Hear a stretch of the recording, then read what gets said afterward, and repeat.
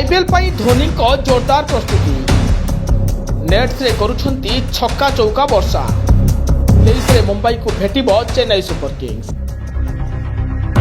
IPL आरंभ हेबाकू आउ मात्र अल्प दिन बाकी अछि। 22 तारिख रे आरंभ हेबो आईपीएल 18 सीजन। सबु टीम मध्य प्रस्तुत होई गलेनी।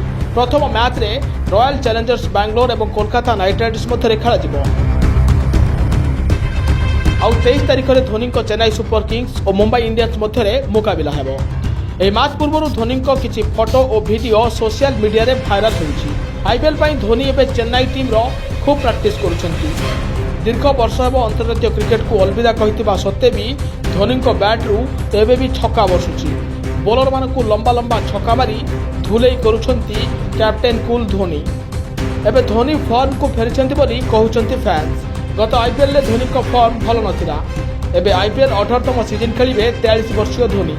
धोनी को अधिनायकत्व चेन्नई 5 थर टाइटल मध्य जीति सारिछि। सेपटे यह धोनी को शेष आईपीएल होई पारे बोली कहउछंती cricket expert. Bureau report news web Odisha.